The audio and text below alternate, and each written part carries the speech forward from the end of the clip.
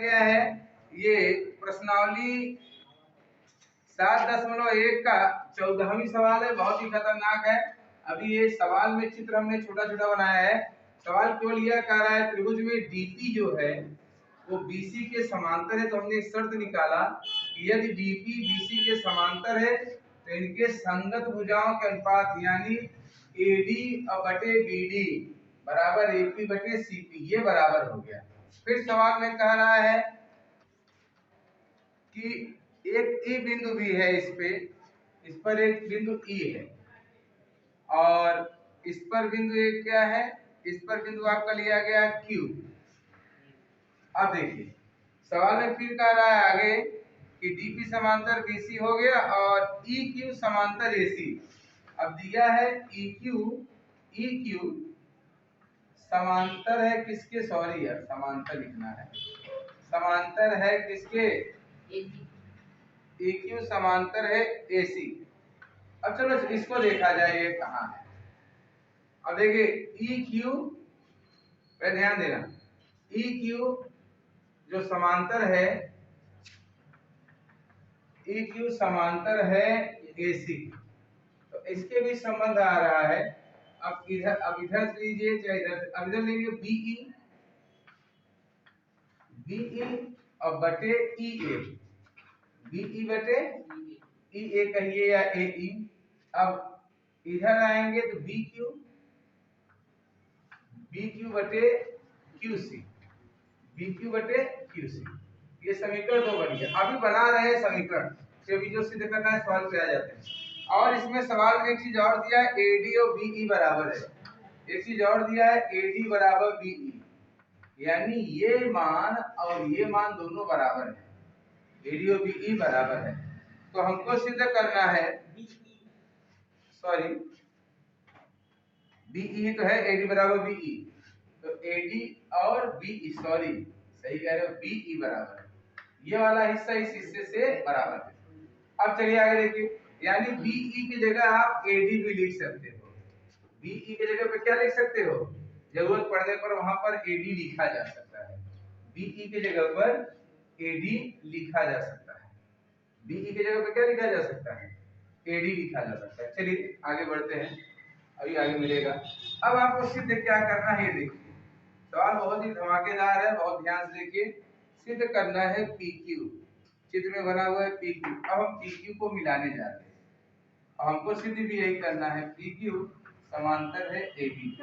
अब PQ समांतर AB के है तो पक्का है, अगर ये समांतर है, ध्यान सुनिए, PQ समांतर है AB के, तो हम कहीं से भी CP यानी ये वाला हिस्सा ले आए और इसके साथ ये वाला हिस्सा ले, और ये वाला हिस्सा ले आए इसके साथ ये वाला हिस्सा, ये हिस्सा हमारे पास है, ये वाला हिस्सा भी हमारे पास है। अगर कहीं से ये दोनों हमारे बराबर हो जाए, कहीं से ये दोनों हमारे क्या हो जाए, बराबर हो जाए। अब चलिए हम बराबर करने जा रहे हैं, बीई के जगह एडी लिख सकते हो, क्योंकि आपने ही बताया अभी थोड़ी देर पहले कि बीई एडी के बराबर है, तो चलो यहाँ हमने एडी लिख दिया, एडी बटे एई, एडी बटे एई बराबर बी क्यू और बटे क्या लिखे हैं क्यू सी, ये भी हो गया।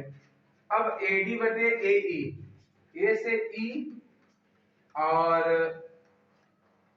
अब इन दोनों में थोड़ा सा इसको चलते हैं, आगे भी चलते हैं। समीकरण 1 एडी मिल रहा है, बीडी जो दिया है, बीडी किसके बराबर होगा, ध्यान दीजिए समीकरण 1 में बीडी किसके बराबर होगा, बीडी, बीडी आपका बीई और प्लस ईडी के बराबर है। देखो ध्यान से, बीडी यहां से यहां तक किसके बराबर हो रहा है, बीई और ईडी के बराबर हो रहा है, हो रहा है नहीं हो रहा है, तो ध्यान देखिएगा। और बीई की जगह क्या लिखा जा सकता है, बीई की जगह आपका एडी लिखा जा सकता है, बीई की जगह क्या लिखा जा सकता है, एडी लिखा जा सकता है, और प्लस ईडी तो पहले से ही है। अब बीडी और प्लस ईडी कितना हो जाएगा, ध्यान दीजिए, एडी, एडी कहाँ है देखिए, एडी और ईडी, एडी और ईडी मिलके एई लिखा जा सकता है, एडी और ईडी मिलके क्या लिखा जा सकता है, AE। तो अब समीकरण 1 में जैसे ही हमने AD बटे BD था, BD जगह AE लिख दिया, तो आपका हो गया AP बटे CP। समझ गए? ये आपका समीकरण 3 बन गया।